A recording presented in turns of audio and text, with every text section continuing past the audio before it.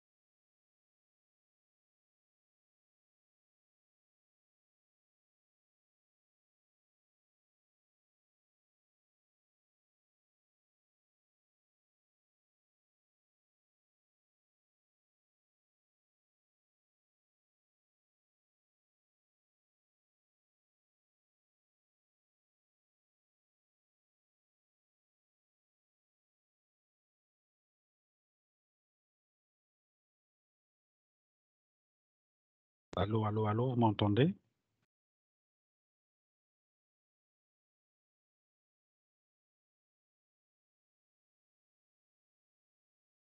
5 sur 5, on t'entend très bien. Oui.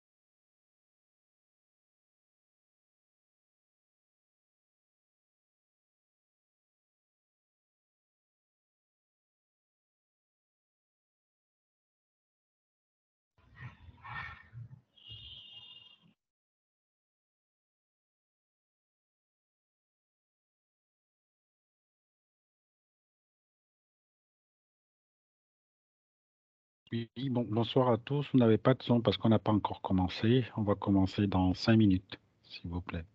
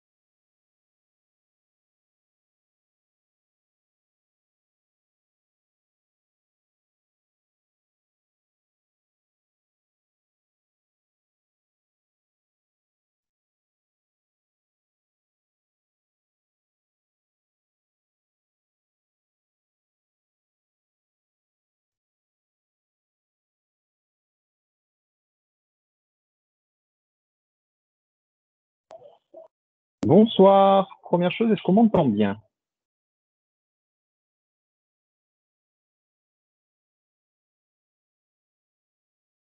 T'entends, Jean-Philippe. Merci bien.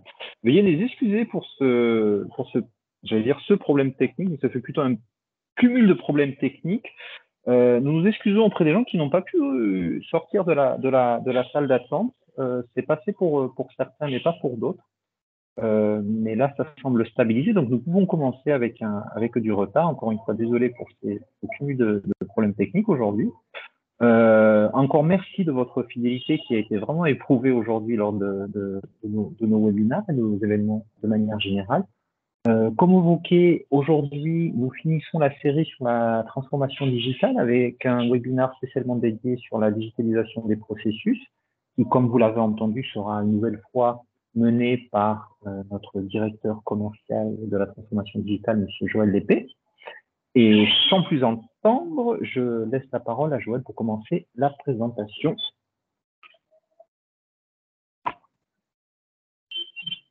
Merci Jean-Philippe. Bonsoir à tous. Merci pour votre patience. Et ce vendredi, veille de plusieurs fêtes, nous allons finir aussi le mois de la transformation digitale, un mois qui était dans les activités et des actions auprès de nos clients étaient orienté autour de la transformation digitale et de tout ce qui tourne autour. Donc, il y a plusieurs webinaires qui ont été organisés et plusieurs actions qui ont été amenées auprès de vous. Donc, nous sommes disponibles éventuellement pour d'autres questions ou pour vous accompagner sur les problématiques éventuelles que vous aurez. Donc, aujourd'hui, on va parler de digitalisation de processus et de transformation digitale. Un peu, j'ai envie de dire, c'est un peu de la poule et l'œuf qui est né avant l'autre. En fait, pourquoi? Parce que la digitalisation des processus est apparue au fil des ans, en fait, comme un enjeu majeur pour les entreprises. Et on dit souvent digitalisation des processus, mais je peux aussi dire dématérialisation. C'est indissociable, en fait, des impératifs des organisations en termes de transformation digitale. Donc, c'est un atout de performance et de rentabilité. Donc, la digitalisation des processus, très souvent orientée aussi comme digitalisation des processus métiers, contrairement à ce que l'on pourrait penser, va au-delà du simple fait de mettre de nouvelles technologies au service des opérations quotidiennes. En fait, elle implique une nouvelle organisation interne, on va le voir tout à l'heure, une organisation qui se heurte parfois à quelque chose qu'on oublie souvent quand on fait la dématérialisation ou quand on déploie les projets de GED, qui est la gestion du changement. Donc, la résistance des équipes au changement. Alors, j'ai préparé un petit agenda, ce n'est pas très long. Donc, quand on parle digitalisation, le distinguo entre digitalisation et transformation digitale, les enjeux, pourquoi est-ce qu'on associe la transformation digitale ou alors pourquoi est-ce que la digitalisation des processus précède la transformation digitale, donc les enjeux stratégiques, ce que ça apporte. Et on va faire une grosse partie sur le mode d'emploi, comment on fait la digitalisation des processus.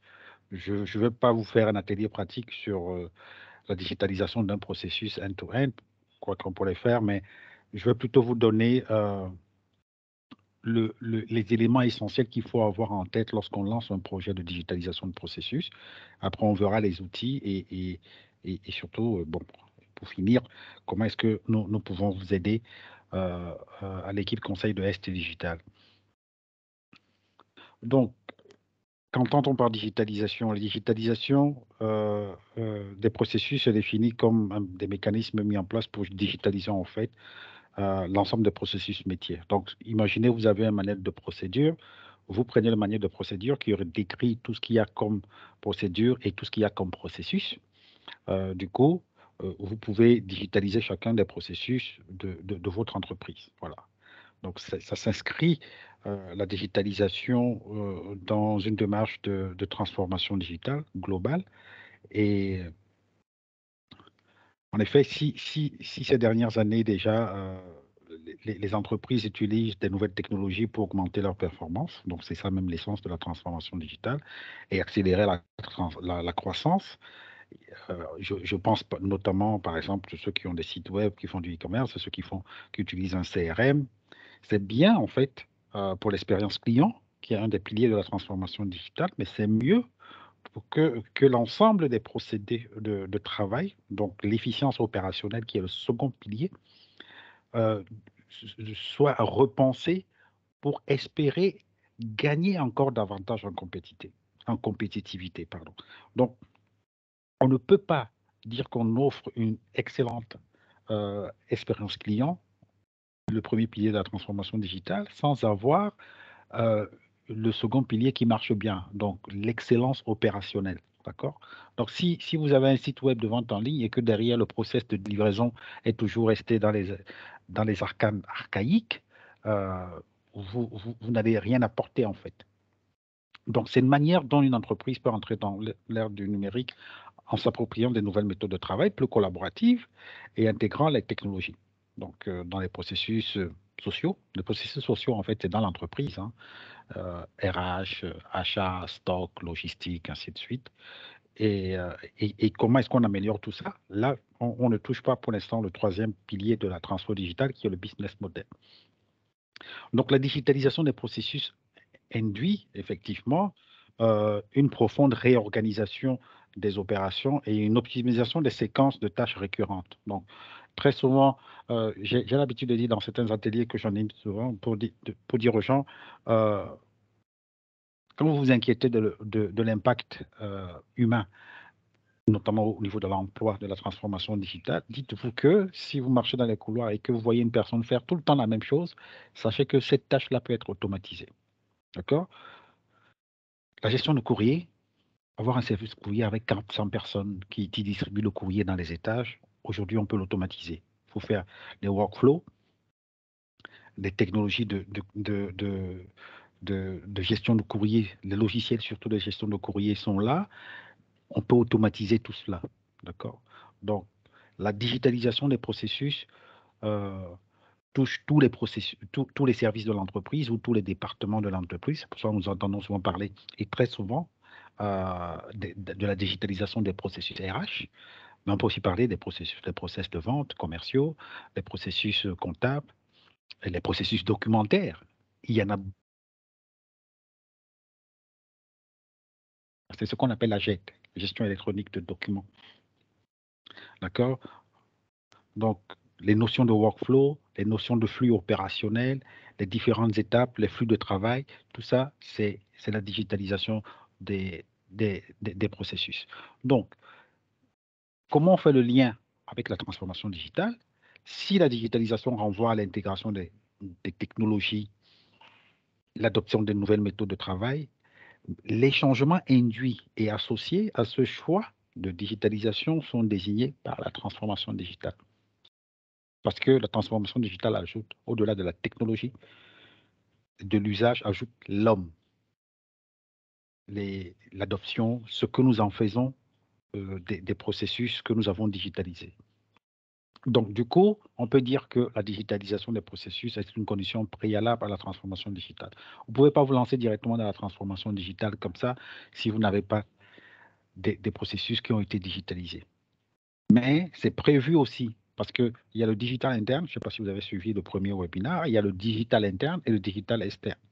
Donc, le digital interne, c'est ce qui concerne l'excellence opérationnelle, là où il y a beaucoup de digitalisation de processus, et le digital externe, c'est ce qui concerne le contact avec le grand public ou vos clients. Et là, même si vous n'avez pas digitalisé en interne, vous pouvez avoir un site web. Même si vous n'avez pas digitalisé en interne, vous pouvez avoir un chatbot. Voilà. Donc, c'est un peu l'idée. Ça touche vraiment le digital interne, de rendre les processus existants plus efficaces, plus réactifs, grâce au digital.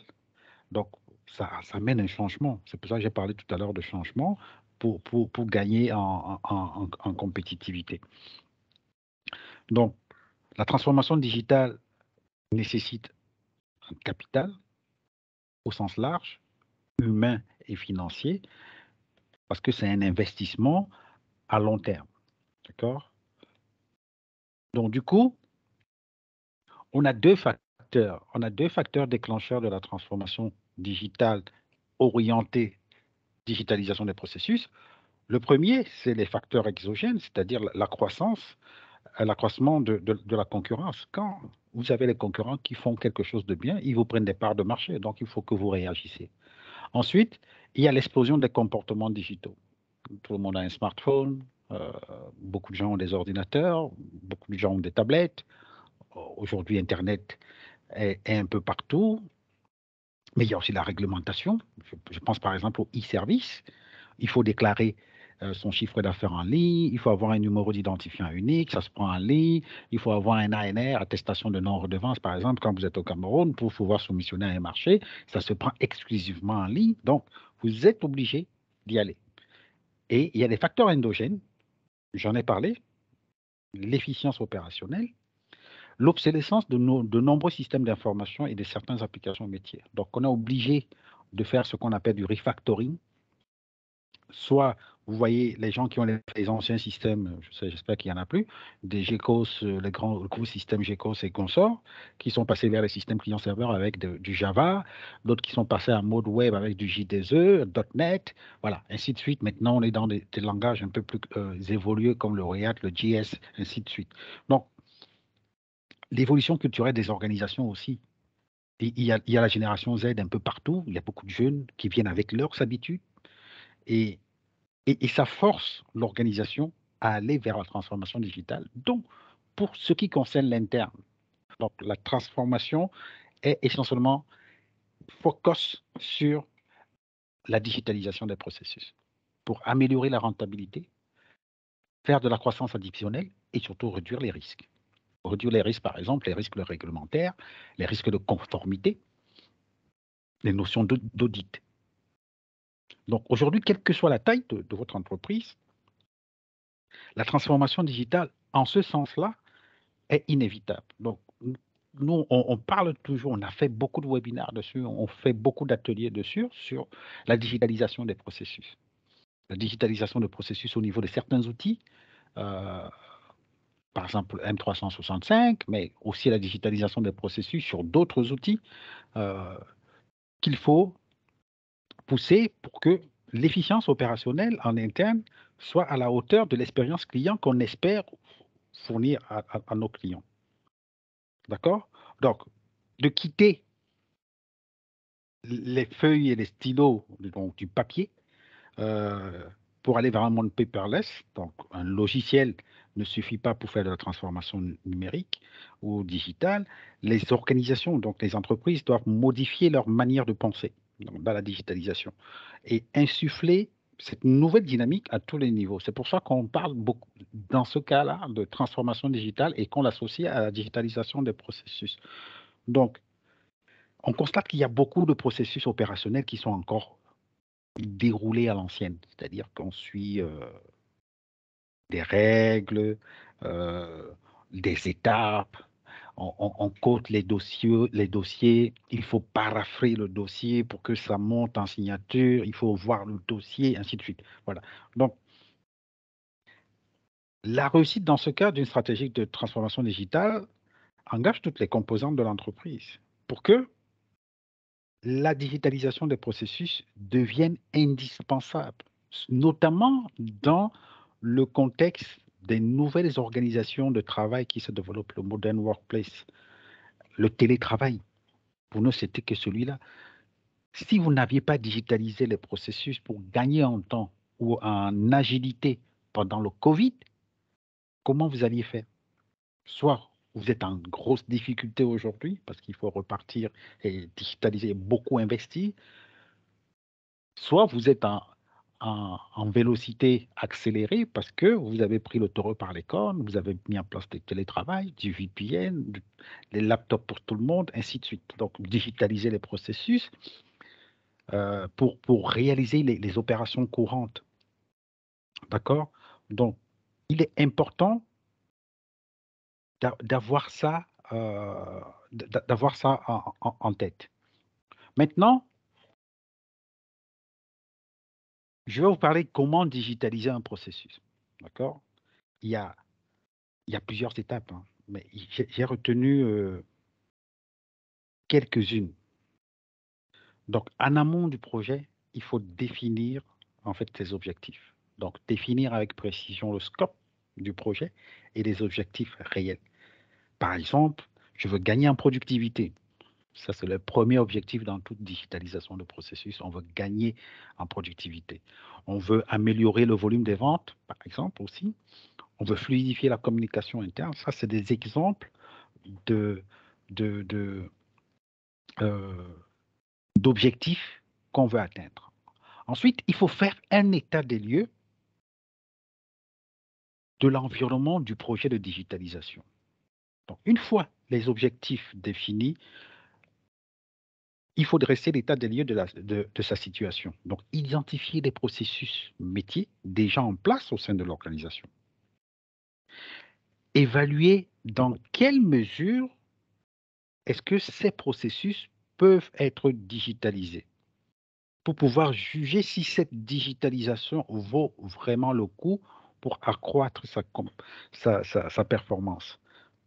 Donc, ce qui nous amène à déterminer le niveau de maturité digitale de cette entité.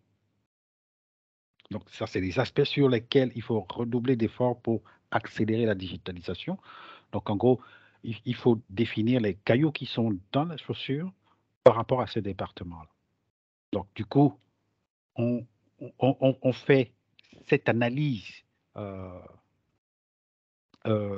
sur les ayants droit, les stakeholders, qui est-ce qui peut nous aider dans ce département-là pour pouvoir définir une feuille de route, en fait, une feuille de route sur les actions prioritaires à faire, à exécuter pour atteindre les objectifs que nous avons définis en amont, les délais de réalisation, est-ce que nous avons les moyens nécessaires en termes humains, matériels et budget. C'est ça dans la feuille de route, donc le fameux project letter, pour pouvoir faire réaliser son projet. Donc ça, c'est en amont. Les premières étapes, des premières choses à faire dans la digitalisation d'un processus. La seconde chose, c'est qu'il faut avoir le buy-in. Il faut avoir le buy-in de qui? Le buy-in du CODIR. Il faut avoir un sponsor au CODIR. Pourquoi? Parce que quand ça va commencer à taper, à râler, parce que très souvent, comme je l'ai dit tout à l'heure, quand on fait la digitalisation des processus, on oublie le change. Or, c'est un élément super important. Le change dans le mode d'emploi. D'accord? Donc, dans le cadre d'un projet de digitalisation des processus, il faut se mettre en tête que l'acquisition ou alors le développement de nouveaux outils, de nouveaux logiciels sont conditionnés par la nature en fait de ce qui est déjà en place, mais aussi par les objectifs. N'oubliez pas qu'on a fait l'état des lieux. Donc, par exemple, si on déploie un CRM pour améliorer la relation et la performance commerciale, comment est-ce qu'on gère ça? Si on déploie un logiciel de gestion de projet pour fiabiliser l'ensemble des processus associés au projet, donc un project server avec des SharePoint, des choses comme ça, ou alors un Asana, bref, voilà, un projet. Si on veut déployer un SIRH, un système d'information des ressources humaines, pour digitaliser les opérations RH, il est important d'avoir un buy-in et d'avoir un plan de change. D'accord? Je peux aussi citer la gestion électronique de documents. Et surtout, il faut communiquer. Il faut communiquer, mais la communication vient à partir du leadership. Tout au long du projet de digitalisation de processus, il est recommandé de communiquer au maximum avec les équipes. Et ce, dès le recueil des besoins. Et même avant, lorsqu'en amont, on a défini le project chapter, on fait une communication. Écoutez, on va digitaliser tout le processus des achats. Donc, préparez-vous. L'équipe projet est composée de tel et tel. Voilà ce que nous souhaitons faire pour tel objectif. Donc, nous essayons d'avoir votre buy-in. Quand on démarre, voici ce que nous avons démarré. Voilà.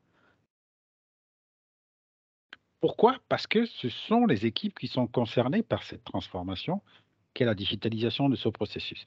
Et leur retour d'expérience tout au long du travail peut profiter non seulement à l'équipe projet, mais aussi à l'entreprise. Donc, qui va tester? Quand on va faire le pilote, ce sont les collaborateurs.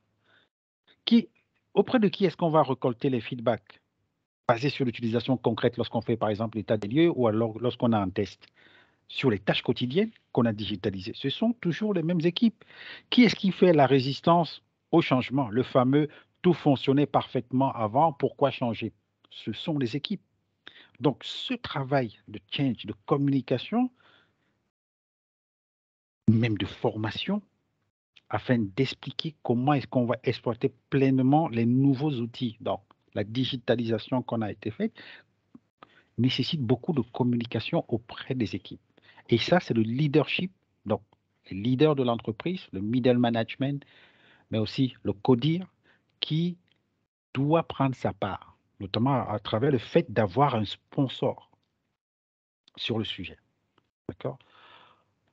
Ensuite, il faut bien définir la situation as is. La situation as is, c'est quoi? Dans l'état des lieux, c'est de dire où est le manuel de procédure, où est le manuel où est le manuel de processus qui décrit les interactions entre les différents processus.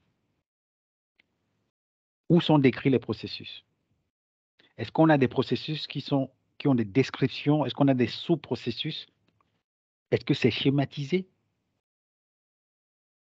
Parce qu'il faut savoir que digitaliser implique quasi toujours une révision des procédures et des habitudes.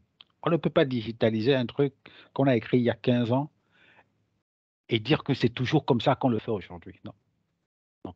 On a écrit il y a 15 ans, quand on va le digitaliser aujourd'hui, on va le questionner. On va le mettre dans le moule de ce que nous sommes aujourd'hui et de l'état de l'art. Donc, la situation as is est très importante. Ensuite, on définit la cible. Donc, j'ai ce que je fais en amont. Je prends le buy-in du codir. Je définis la situation actuelle, le as is. Je définis ensuite la cible. Donc, je dis ce qui va arriver. Est-ce que c'est la JET, l'application métier, une plateforme de collaboration? Et dans le dit ce qui va arriver, je le schématise, je le visualise. Je le visualise et pour dire que voilà ce que je vais avoir en cible. Et ça, c'est très important. Ensuite, il faut éviter d'automatiser le processus papier sans repenser dans la forme digitale. La manière d'avoir un formulaire papier, ce n'est pas sûr qu'on va l'avoir exactement sur la plateforme de forms qu'on va utiliser. Ne pas oublier de faire des use cases et de faire valider ces use cases par les utilisateurs finaux. C'est très important. On fait un nouveau processus, on digitalise un processus, mais si on n'implique pas les utilisateurs, lorsqu'on va leur mettre la bêta, ils vont dire « Ah, cette affaire-là, ce n'est pas comme ça que nous, on fait ça. » On l'a eu chez un client, on a fait le use case il y a 6 mois, mais comme c'était un gros use case, on a développé le use case. Entre-temps, au moment de mettre en bêta pour faire le test, il y a un utilisateur principal qui dit « Attention, on a changé la manière de travailler. » À partir de ce niveau, ce n'est plus comme ça que nous travaillons. Paf, mise à jour de use case, on redéveloppe. Vous voyez? Donc, et là, on utilise souvent un langage de modélisation très connu qui est UML. Ensuite, après la cible, je vous ai mis ici un exemple. Un exemple de méthode d'analyse de processus à digitaliser. Parce que ce n'est pas tous les processus qu'on digitalise. D'autres vont rester comme ça et attendre leur belle mort. D'autres vont être modifiés, d'autres vont être digitalisés, d'autres vont être supprimés carrément. Donc là, je vous ai mis par exemple les activités qu'on fait dans l'analyse du processus à digitaliser, ce qui nous permet d'avoir quoi? D'avoir une cartographie. Parce que quand on a fait la situation as is, on a une cartographie de l'ensemble des processus qu'on a dans l'organisation. Pour définir la cible, on va éliminer un certain nombre de processus ou d'interfaces en chemin. D'accord? Donc, dans l'organisation, par exemple, l'analyse qu'on fait pour arriver à la cartographie, on fait des entretiens avec les parties prenantes. D'où le buy-in du leadership, parce qu'ils doivent donner l'instruction aux gens, rendez-vous disponibles pour donner de la matière à travers des interviews, à travers l'analyse des données, donc les fiches de poste, l'usage en situation réelle au travail qui nous permet d'avoir un benchmark derrière sur des aspects organisationnels à étudier pour la digitalisation. Est-ce qu'il faut ajouter des équipes? Est-ce que ça va réduire les équipes? Auquel cas, il faut repositionner les personnes dont on va dégager le temps sur d'autres métiers. Donc, il va falloir les former, il va falloir les motiver, ainsi de suite. Donc, dans l'organisation, ça, c'est la première chose. Ensuite, les processus en eux-mêmes. Donc, il faut analyser les processus. Chaque processus a une carte d'identité. Donc, il faut voir les périmètres. Il faut voir ce qu'on peut optimiser dans le processus et derrière, on en sort une cartographie avec des processus et leur périmètre préconisé. Par exemple, sur les ressources humaines, parce que c'était les hommes qui travaillent sur les périmètres des processus. Donc, on regarde la cartographie des âges, les compétences, s'il y a des gens qu'il faut reformer, comme je disais tout à l'heure. On croise avec les données organisationnelles sur le processus de ressources humaines pour avoir une certaine cohérence, ce qui nous permet d'avoir une cartographie à périmètre susceptible d'être automatisée entre les compétences, l'optimisation des tâches potentielles, les opportunités et les menaces pour l'employé, mais aussi la vision de l'employé lui-même par rapport à sa fonction et par rapport au processus qui va être digitalisé. Et enfin, on arrive aux outils qui nous concernent pour la plupart ici, parce que quand on dit digitalisation des processus, je parie que nous tous, nous sommes plus ou moins en rapport avec les systèmes d'information, donc la DSI, hein, d'accord? La direction des systèmes d'information. Donc là, on arrive au niveau du système d'information où on fait l'analyse du contenu. Le contenu de quoi? Le contenu du périmètre des processus à digitaliser qu'on a défini en amont.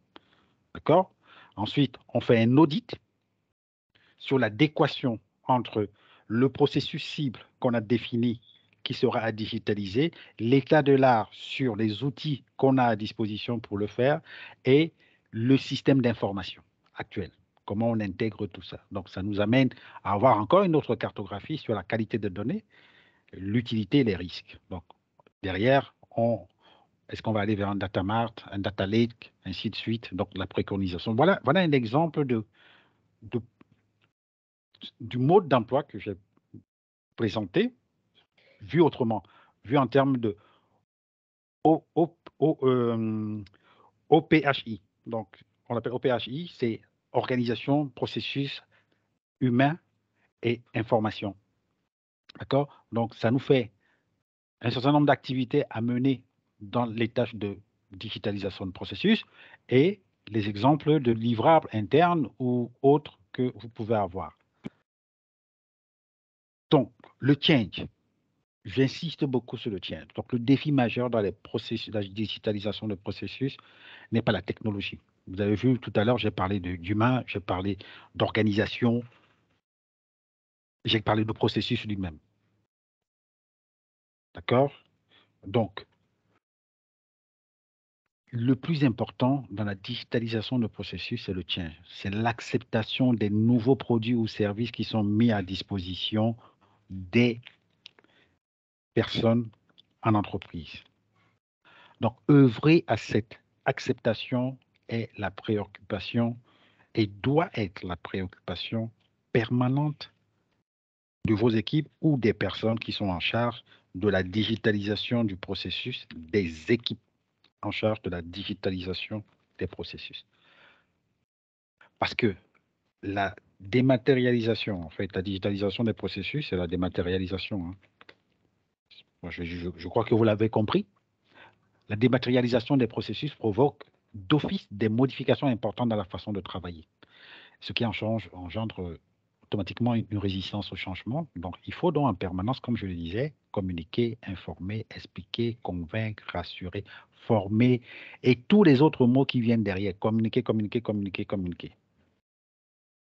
Les modifications dans les habitudes de travail concernent toutes les couches de la hiérarchie. Chacune de celles-ci, que ce soit les chefs de service, les directeurs, les chefs de département, les utilisateurs de maths, doivent faire preuve d'un plan de gestion de changement spécifique. On ne peut pas digitaliser un processus et ne pas avoir un plan de changement pour chacune des fonctions ou chacun des stakeholders. Donc, du coup, c'est là où le web est intéressant parce que le web apporte la simplicité, la convivialité, le caractère intuitif, par exemple, de Windows. Donc, et le leadership revient encore parce qu'il faut imposer d'autorité certaines choses. We need to go, we have to go.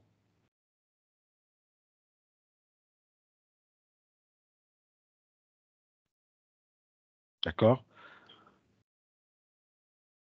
Quelques tips. Ça, c'est un retour d'expérience. Sur les projets de digitalisation de processus que j'ai eu à piloter, le premier type, c'est être réactif et être agile. C'est pas parce qu'on a le meilleur plan ou le meilleur mode d'emploi possible que ça va se passer comme on l'a prévu. Nee, comme disaient les Allemands. Nee. Il faut être réactif et agile. Ça va secouer, comme tous les projets de transformation, ça va secouer. Donc, il faut tenir bon et persévérer. Enfin, évaluer régulièrement ce qui est fait et ce qui reste à faire. Il y a un E qui manque. Donc, il faut corriger, il faut avoir des PDCA. Et par exemple, chez un client, on a digitalisé le PDCA. Le Plan Do Check Act. Ils utilisent beaucoup le PDCA, c'est un client industriel. On l'a digitalisé le PDCA. Et c'était challengeant parce que les gens, ils avaient leurs fiches. Ils ont 3 carrés, 3 colonnes plutôt, et 4 lignes derrière. Dans le plan, je dis, dans le do, je dis, ainsi de suite. D'accord? Donc, il faut corriger à travers des PDCA. Il faut être en permanence proche et à l'écoute des utilisateurs et des clients.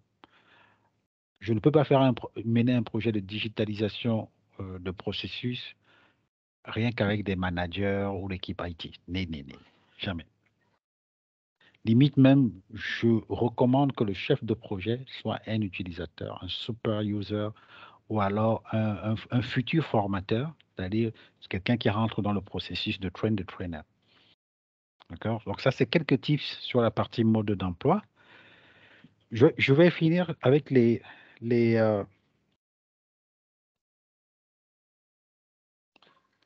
la boîte à outils ou les boîtes à outils sur la gouvernance. Donc, premier, il faut définir. Ça, en termes de gouvernance, ça doit être en amont de l'amont. Définir la vision stratégique, ce que vous voulez faire avec la digitalisation, avec les impacts sur les décisions et tout. Deuxième objectif, c'est organiser la gouvernance des données parce qu'il y a beaucoup de données derrière. Dans la digitalisation du processus, c'est des données qu'on utilise.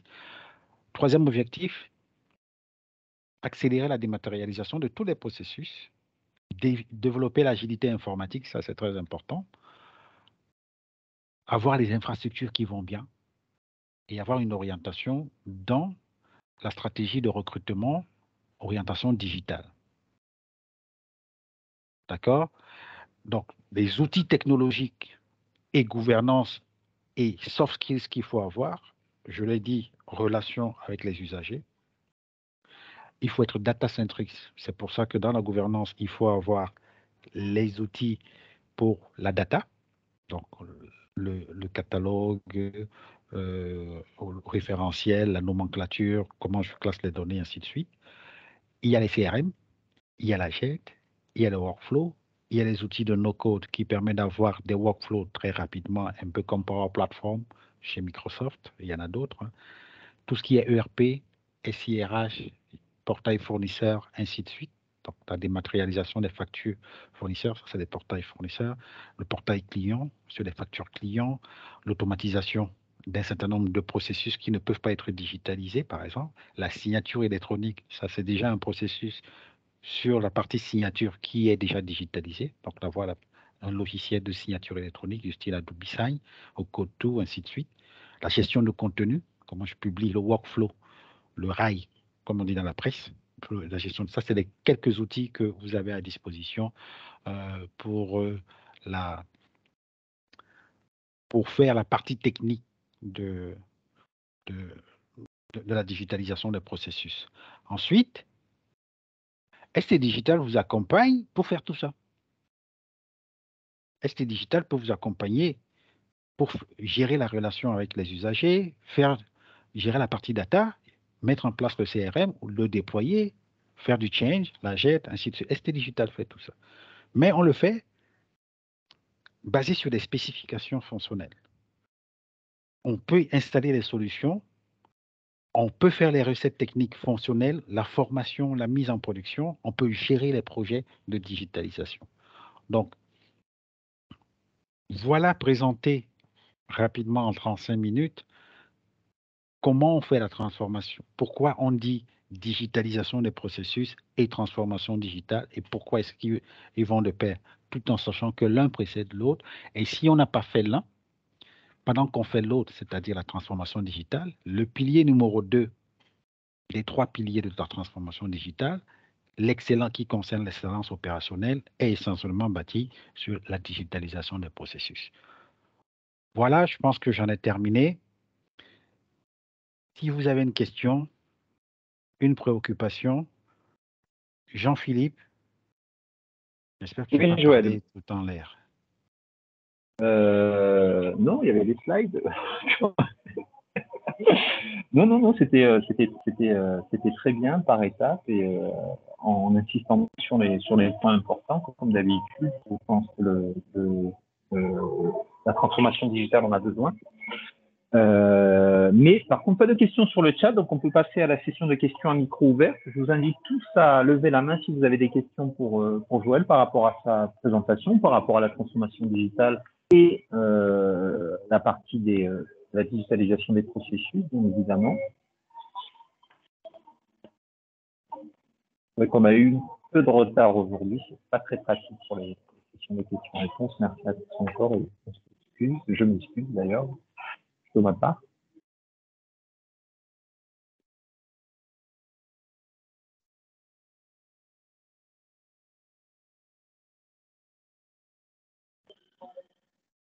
Bon, ben je pense que c'est bon, hein, pas de questions aujourd'hui. Je pense qu'on les a eues la semaine dernière, Joël. Le quota a été rempli et on peut conclure ce webinaire dans les horaires pratiquement avec 10 petites minutes de retard. Encore, merci à tous d'avoir assisté à ce dernier webinaire sur la transformation. Voilà, je vais parler trop vite. Oui. Allez-y, madame, je vous invite à ouvrir votre micro, à poser votre question. Bonjour Jean-Philippe, bonjour à toute l'équipe et les participants. Je ne sais pas si vous m'entendez bien, ça va? Parfaitement. Okay. Bonjour également. Merci. Merci pour la présentation. C'est vrai que je suis venue très en retard. Ce n'est pas une question particulière, mais plus un partage parce que je suis un peu dans ce processus-là, là où je travaille. Nous sommes un cabinet de services dans les questions de développement de stratégie, renforcement de capacité, team building.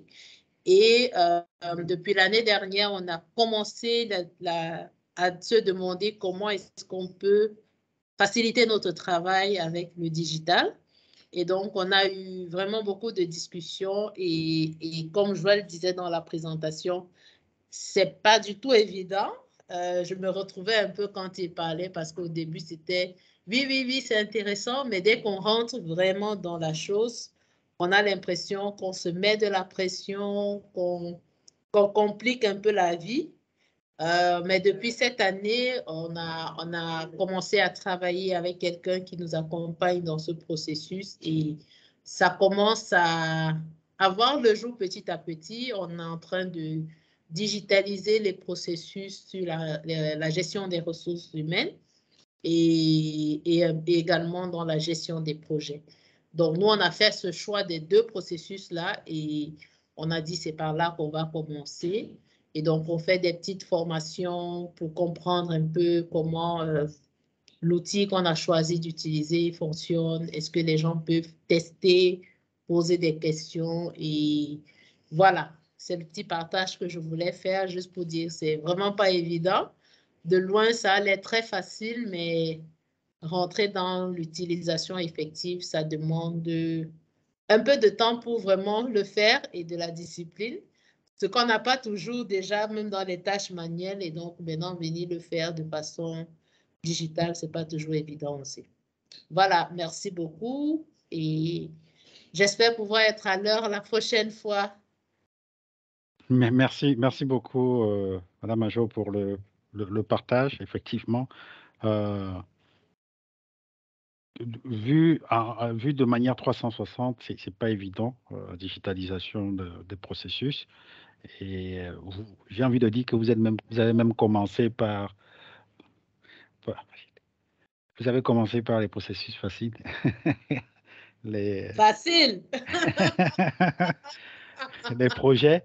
Là, les projets, dès qu'on est d'accord sur la méthodologie du projet, après, il faut juste avoir la nomenclature technique sur comment on les classe et travailler beaucoup sur le change pour forcer, entre guillemets, les gens à gérer les projets comme vous, vous l'avez défini dans la méthodologie projet. On dit, OK, on a un outil, un repository de gestion de projet. Quand on lance un projet, on a le bon de commande, il faut créer le projet starter, il faut les slides de kick-off, il faut la méthodologie, il faut. Quand vous faites un check au hasard comme ça sur 3, 4 projets qui sont en train de tourner, vous constatez qu'aucun n'a fait tout ce qu'on a dit. Vous voyez? Donc, c'est ce travail. Voilà. Je dis que c'est facile en termes d'outils technologiques, mais maintenant, dans l'usage et dans la notion de change, même si on forme les gens, ce n'est pas toujours évident. Après, c'est aussi facile dans les outils RH. Pourquoi? Parce que, bon, quand on fait les processus les plus compliqués à, à digitaliser, c'est par exemple comment on gère les recrutements, comment on gère l'évaluation, comment on gère l'entretien, parce qu'on a toujours, on a toujours, on a toujours l'impression il y a une notion de deux poids, deux mesures sur le sujet, alors que le processus de gestion de la paye, on a besoin de personne, entre guillemets. C'est un processus Oui, technique. oui, Voilà. oui, oui. Vous Non, voyez? nous, on a pris vraiment RH dans la globalité. Donc, on essaye de voir déjà l'équipe qui est là, quelles sont les informations qu'on peut commencer à rentrer petit à petit. Là, cette semaine, par exemple, on a dit, OK, on fait juste les tests de, OK, chacun va check-in, chacun va check-out, par exemple. Donc, on a décidé, parce on s'était rendu compte que ça va vraiment nous prendre du temps. Donc, on s'est dit, allons-y petit à petit et on laisse un peu de temps aux gens pour essayer et de voir comment ça marche. Puis, on revient tous ensemble pour voir encore avec le formateur qu'est-ce qu'il faut, qu'est-ce qui ne marche pas bien. Et on profite pour ajouter de nouvelles choses. Mais c'est vraiment, on s'est dit, on a défini tout le processus manuellement de comment on a l'habitude de fonctionner. Maintenant, on va voir avec le digital quelles sont les adaptations que peut-être il faut que nous on fasse dans notre méthodologie et tout, mais on a vraiment l'intention d'aller du recrutement jusqu'à, je vais dire quoi, la démission Oui, d'une jusqu'à personne. l'offboarding. Voilà, c'est vraiment, on veut faire tout le processus, mais juste on a décidé finalement de regarder vraiment pas à pas et d'essayer au fur et à mesure. Je crois qu'aujourd'hui, on s'est vraiment rendu compte que ça va prendre beaucoup de temps parce qu'à côté, ceux qui sont sur les projets techniques, eux, ce qui les intéresse, c'est le commercial, c'est la livraison de leurs activités. Ce n'est pas forcément la même chose pour l'équipe administrative, quoi. Mais voilà, là où on peut être tous ensemble, on le fait. Et là où ça ne va pas concerner tout le monde, voilà, on sépare les gens pour ne pas occuper tout le monde sur la même chose. Super, Yeah. super. Merci pour le retour d'expérience. Merci. Jean-Philippe, il y avait une autre question. J'ai cru voir une main se lever, sauf si c'est. Je l'ai peut-être manqué, je n'ai rien vu de mon côté.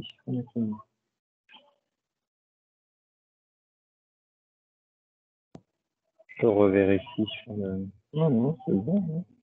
Je vous ai partagé nos emails, bien évidemment, et l'enquête de satisfaction sur le chat également. N'hésitez pas à prendre quelques instants pour y répondre.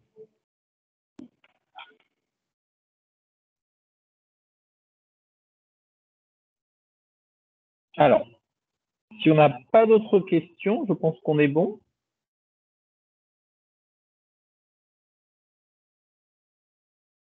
Ok. Eh bien, il ne nous reste plus qu'à vous remercier. Le chat n'est pas affiché chez moi, donc je pourrais voir peut-être si c'est par mail. Voilà. Ah, mince.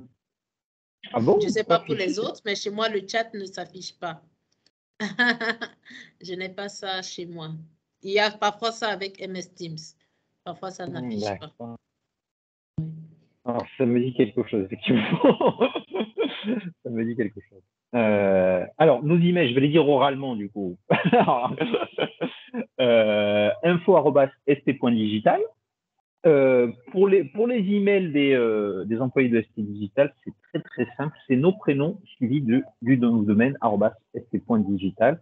Donc pour Joël, c'est le plus simple. C'est 4 lettres, JOEL @st.digital. Et pour Jean-Philippe, c'est plus compliqué. C'est avec le tiré du 6 entre Jean et Philippe.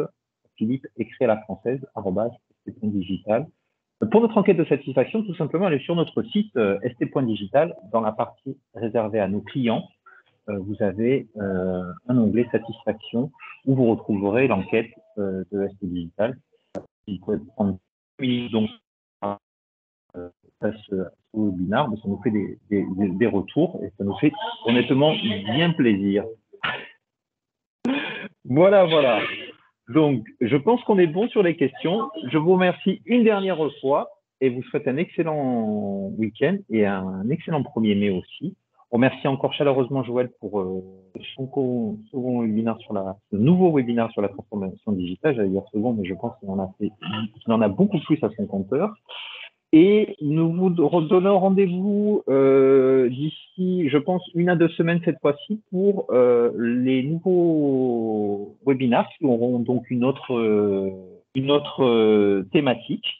Et vous retrouverez tout cela dans vos boîtes email et sur les réseaux sociaux, bien évidemment, de ST Digital où sont annoncés tous nos événements. Voilà.